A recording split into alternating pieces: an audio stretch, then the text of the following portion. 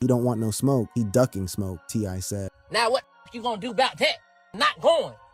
I don't give a about how. 50 Cent just dropped the first episodes of his explosive documentary focused on T.I. and King Harris, and he didn't hold anything back. The footage feels raw, chaotic, and honestly tough to sit through. At times, it's the kind of content that instantly gets people talking because it doesn't try to smooth anything over. And somehow, clips from it already reached major names like Boozy, Rick Ross, and Lil Baby. And their reactions? Straight ruthless. The scene showing T.I. and King Harris had the whole hip-hop world buzzing, laughing, and seriously side-eyeing their image. But to really understand why this is blowing up like this, you gotta go back to where everything first sparked. This situation didn't just pop out of nowhere. It actually traces back to the idea of a Verzuz-style battle. For those who don't know, that's when two artists go track for track in front of fans, celebrating their catalogs and legacy. It's usually all love and competition, but this time, things turned tense real fast. The tension really kicked off when T.I. publicly challenged 50 Cent to step into that arena. This wasn't new either. T.I. had been pushing for this matchup for years. He even brought it up on $1 million worth of Game, saying they had already talked about it privately back in 2020 during the early pandemic days. He even wished 50 a happy birthday on Instagram, but slipped the challenge right in there at the same time, keeping it slick but direct. At that time, Verzuz was dominating online,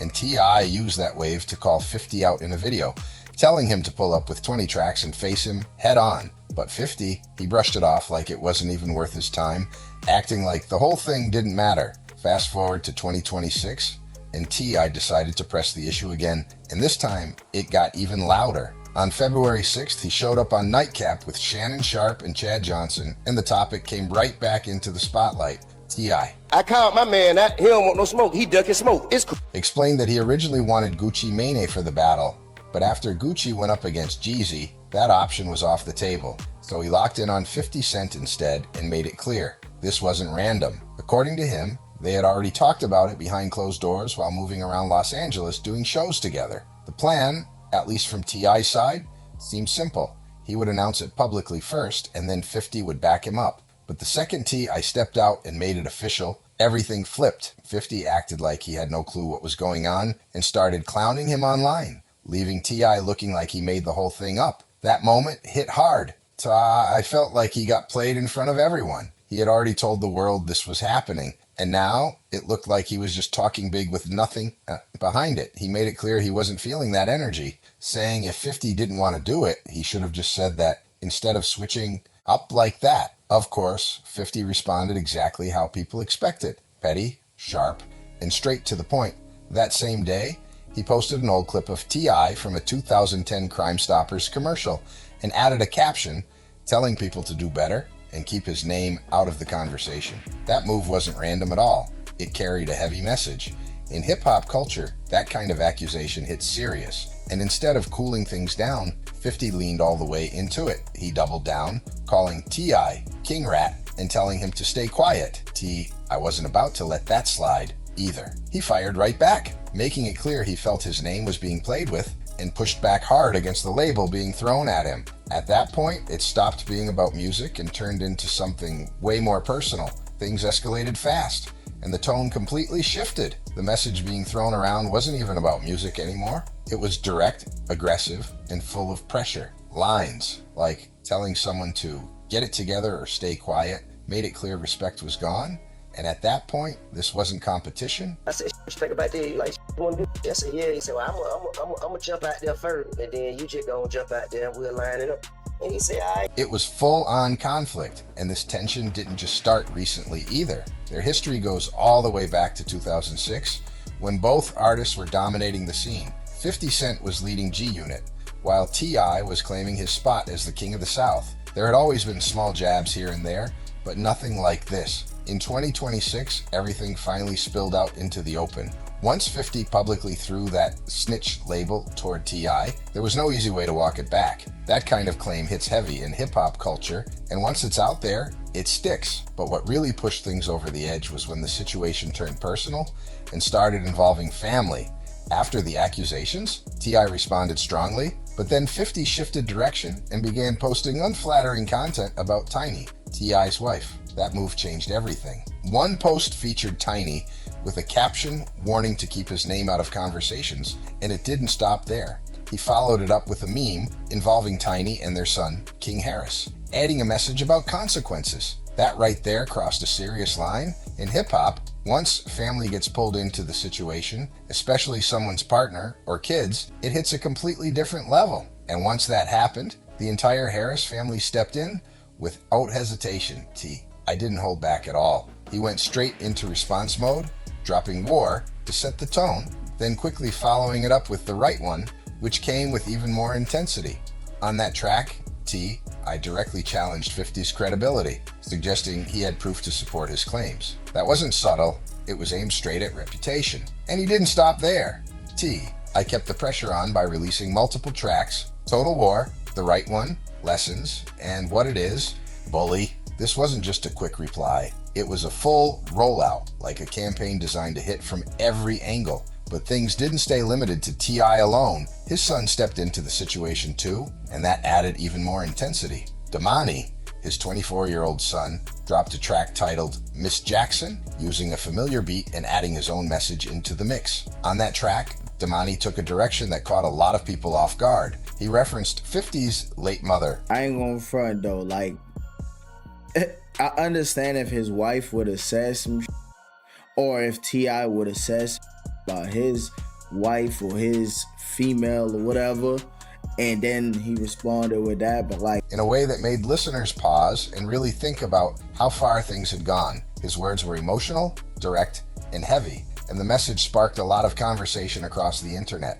Then King Harris, T.I.'s 21-year-old son, stepped in as well, and he didn't hold back either. He released My Man, making it clear he wasn't okay with any disrespect toward his mother, but he didn't stop there.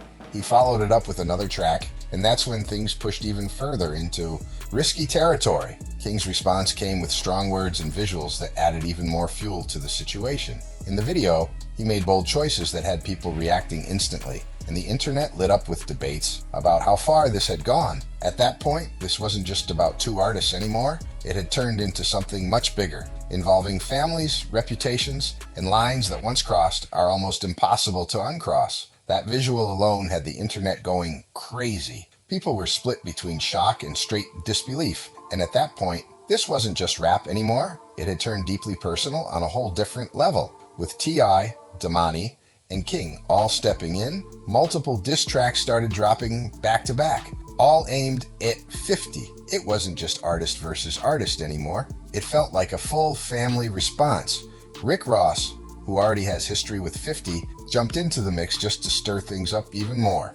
He even joked about wanting that same shirt in a bigger size, adding fuel to an already heated situation. At the same time, Tina Knowles showed quiet support for Tiny, and that brought even more attention into the spotlight. When 50 noticed that, he responded in his usual style, posting Tina Knowles' photo with a caption hinting that things were getting strange. That move pulled even more names into the situation, making it feel bigger by the day. Even with all these diss tracks flying around, 50 didn't respond with music at all. Instead, he stayed active online, posting memes, trolling. Said who I wanted. You want Weezy? Nah, I said I wanted 50. That's what I said. He don't want no smoke though.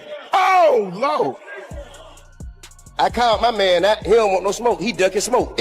And moving in a calculated way. That had people wondering, was he holding back on purpose? Was something bigger being planned behind the scenes? Then things took another turn, when King stepped beyond music and into something more serious. He posted what he claimed was a 2009 federal document tied to a major investigation, suggesting that 50 had made an anonymous call to authorities. According to what was shared, the call was allegedly traced back to Curtis 50 Cent Jackson, who supposedly said he acted out of concern for his safety. That was a direct attempt to flip the entire narrative back around. In hip-hop, that kind of claim can hit hard and spread fast, especially when it comes from someone in the next generation. It adds a different kind of weight, and people started debating nonstop. 50 quickly denied everything, making it clear he never cooperated with authorities. But by that point, screenshots were already everywhere. Whether accurate or not, the conversation had already taken off, and the impact was spreading across the internet.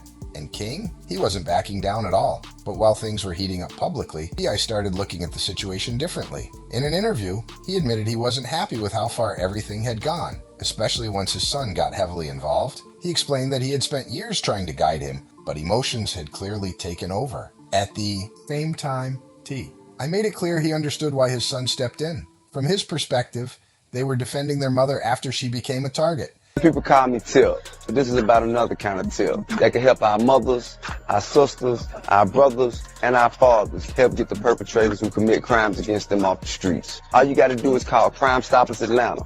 Tips can be anonymous, and there's even a reward. The number to Crime Stoppers Atlanta is 404-577-8477. That's 404-577-TIP. And that mattered to him. Still, when asked what crossed the line, he pointed directly to one moment. The shirt, he said, when he saw that shirt, it hit different. That was the point where he felt things had gone too far. He explained that he believes in treating people the way you want to be treated, and even in heated situations, there are limits you shouldn't cross. For T.I., that moment wasn't just about disrespect, it was about principle. Even after everything, he still stood by his sons for standing up for their family, but he also acknowledged that emotions pushed things beyond where they should have gone. One thing he made very clear was this: his family stood united, no matter what. At the same time, he shut down the idea that this whole situation was just promotion for music. According to him, none of this was planned. He said he wasn't looking for conflict, but once his family got pulled into it, he felt he had no choice but to respond. And then he pointed out something that really stood out: 50's silence when it came to responding through music. I suggested that if 50 had simply stayed quiet from the beginning, none of this would have escalated the way it did. That statement hit hard because it summed up the entire situation in a simple way. While T.I. and his side were releasing track after track, 50 chose a completely different route. He didn't head to the studio. He played it from a distance, keeping people guessing and watching every move. Instead of stepping into the booth, 50 moved in a completely different way, quietly, behind the scenes, working on something much bigger. On March 5th, 2026, he posted, then quickly deleted, a message hinting at a documentary focused on T.I. and Tiny connected to past allegations. The headline alone got people talking, but it was his caption that really turned heads. He referenced how quiet he had been before another major documentary release and suggested this could impact T.I.'s current rollout. He also mentioned that questions about past legal claims could resurface. That wasn't random. It felt calculated. By bringing up that earlier project, he reminded everyone how powerful that kind of media move can be. The style of documentary being hinted at carries a reputation for shifting public conversations fast, and 50 clearly understands that lane. Reports suggested the project could revisit past allegations tied to T.I. and Tiny from years ago, including claims made by multiple individuals between 2005 and 2015. Falant's family find out about his death? I told him. I called his mom first, then I told his cousin. I told his little girl. How old was his little girl? His daughter was 4 years old at the time. Five years old at the time. And how did you tell his daughter that her father was dead? He's in a better place and he won't be coming back. And I told her how much he loved her. And how did you tell his mom that her son was gone? Well, first I apologized. I apologized because, I felt that, all of those rounds were fired for me, in my opinion. T.I. and Tiny have consistently denied those claims, and it's important to keep things in context. Many of those cases were dismissed, and there have been no criminal convictions tied to them. But here's where things get complicated. Situations like this don't always stay focused on legals. Outcomes, they often shift into the court of public opinion. And if this documentary actually moves forward, it could change everything. This wouldn't just be another back and forth. It could take the entire situation to a different level. 50 isn't just operating as an artist anymore. He's built a serious presence in media, and he knows how to shape narratives in a big way. Just look at how his previous projects dominated conversations across social platforms. The impact was massive, and people haven't forgotten that. So when he even hints at doing something similar again, it immediately grabs attention. Now look at the timing. It lines up almost too perfectly. T.I. is preparing to release what he says will be his final album, Kill the King, marking a major moment in his career. It's supposed to be a huge send-off, a defining chapter. But right as that momentum starts building, this documentary conversation starts circling. That shift changes everything. If the project actually drops, it could pull attention away from the music and redirect it toward controversy and past headlines. And whether people believe those claims or not, the conversation alone can reshape how things are viewed. So now everyone's asking the same thing. Is this real? Or is it just another strategic move? At this point, nothing has been officially confirmed. The post was deleted and there hasn't been a formal announcement. But here's what keeps people locked in. 50 has a pattern. He goes quiet, lets the moment breathe, then comes back with something that completely takes over the narrative. Even the hint of a project like this is enough to shift attention. People aren't just talking about music anymore. They're revisiting old stories, asking new questions and debating everything all over again. 50 Cent decide to wake up this Saturday, February 7th, on the dark side of the bed once again. And if you follow, you know I done spoke on that before, how I feel 50 Cent does not wake up on the wrong side of the bed in the morning. He wakes up on the dark side. And I say at least about half the month, maybe about 15 days, he gonna get it to the capital C's and go at some. And whether that outcome is intentional or not, it definitely works in 50's favor. Still, T.I. didn't step back, not even for a second. He met the situation head on and made his stance clear online. He put it out there that he's ready for any kind of challenge, music, visuals, or whatever comes next. That doc for doc energy wasn't subtle at all. It was a direct message saying he's not backing down and he's prepared to respond at every level. One thing is clear, he's not intimidated and he's standing firm no matter how this plays out. I is clearly treating this like competition, not pressure, and that energy shows. He even doubled down with another post featuring his family, basically telling 50 to keep doing what he's doing because it's not shaking him at all. At the same time, his music is still making serious noise, proving he hasn't lost focus where it really counts. His track Let Him Know is climbing charts, getting strong radio play, and staying in rotation. So even with all the drama surrounding him, he's still delivering on the music side. That's a big statement, especially with his final album, Kill the King, already in motion. Instead of stepping back, he's using all this attention to stay right in the spotlight. Meanwhile, 50 Cent is moving in a completely different lane. He's not stepping into a traditional rap battle anytime soon. No matter how much T.I. tries to pull him into that space, he made it clear he's not interested in that kind of matchup. Well, T.I. decided to respond and play into it and say, I'm going to use it to promote my music. He said, at 50 Cent, I don't fear my past. I'm too focused on the future. Top 20 in 2 weeks and climbing. Now, hashtag let them know that.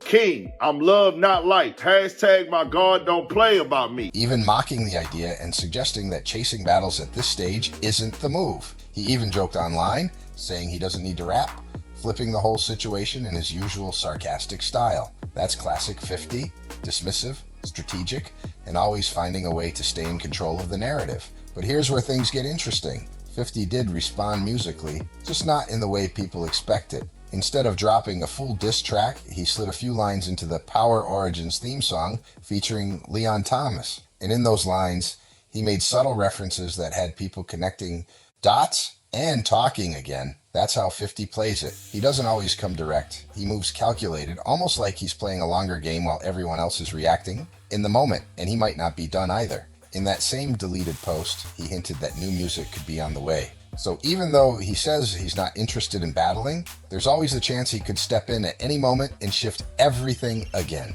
Right now, both sides are fully active, just operating in completely different ways. T.I. is pushing his album, staying visible in music and keeping his momentum strong. On the other side, 50 is leaning into media, documentaries, television, and social platforms to control the conversation. This isn't just rap anymore, it's strategy on both sides. And the real question now isn't just about diss tracks, it's about impact. Can 50 recreate the kind of influence he's had with past media projects and shift how people see everything again?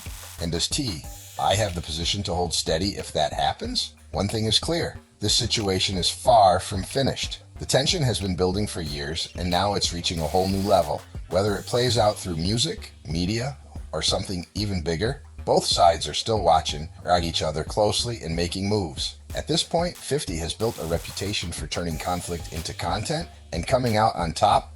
That way, I says he's ready for whatever comes next, but 50's track record shows he doesn't just talk, he moves with purpose. And in 2026, the biggest move in a rap conflict might not even be a diss track anymore. It might be a full-scale media play that changes everything people think they know. This story is still unfolding, and things could flip at any moment. So make sure you like, subscribe, share, and drop your thoughts in the comments, and stay tuned for what happens next.